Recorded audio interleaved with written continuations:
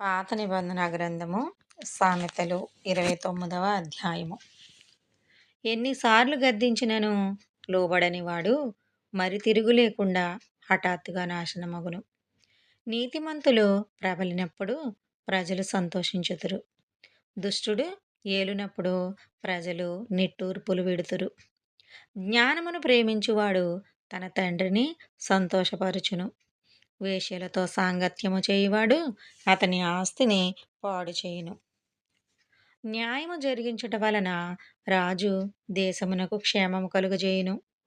లంచములు పుచ్చుకొనివాడు దేశమును పాడు చేయును. తన పొరుగు వానితో ఇచ్చకములాడువాడు వాని పట్టుకొనుటకు వలవేయువాడు. దుష్టుని మార్గమున బోనులు ఉంచబడును. నీతిమంతుడు సంతోషగానములు చేయును. నీతిమంతుడు బేదల కొరకు న్యాయము విచారించును. దుష్టుడు జ్ఞానము వివేచింపడు. అపహాసకులు పట్టణము తల్లడెల్ల చేయుదురు. జ్ఞానుల కోపము చల్లార్చెదరు. జ్ఞాని మూఢునితో వాదించినప్పుడు వాడు ఊరకుండక రేగుచుండును. నరహంతకులు నిర్దోషులను ద్వేషించుదురు. అట్టివారు యథార్థవంతుల ప్రాణము తీయజూతురు. బుద్ధిహీనుడు తన కోపమంతా కనపరుచును. జ్ఞానము గలవాడు కోపము అణుచుకొని దానిని చూపకుండును. అబద్ధములో ఆలకించు రాజునకు ఉద్యోగస్తులందరూ దుష్టులుగా ఉందురు. బీదలను వడ్డీకిచ్చువారును కలుసుకొందురు. ఉభయులకు వెలుగునిచ్చువాడు యెహోవాయే. ఏ రాజు దరిద్రులకు సత్యముగా న్యాయము తీర్చునో ఆ రాజు సింహాసనము నిత్యముగా స్థిరపరచబడును. బెత్తమును గద్దింపును జ్ఞానము కలుగజేయును. అదుపులేని బాలుడు తన తల్లికి అవమానము తెచ్చును.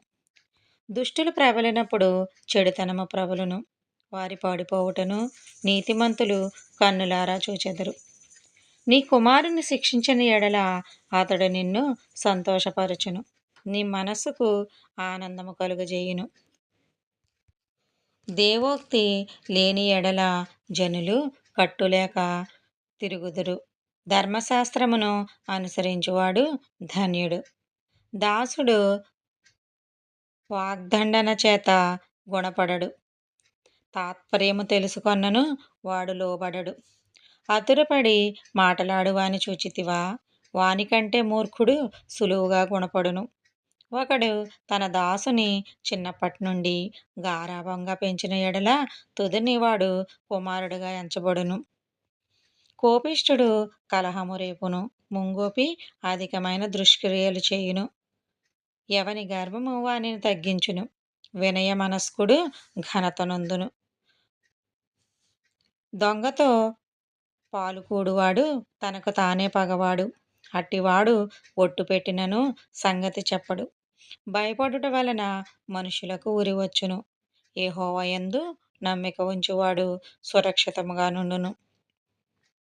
అనేకులు ఏలువాని దయకోరుచుందురు. మనుషులను తీర్పు తీర్చుట యెహోవా వశము. దుర్మార్గుడు నీతిమంతులకు హేయము. యథార్థవర్తనుడు భక్తిహీనునికి హేయము. ఆమేన్.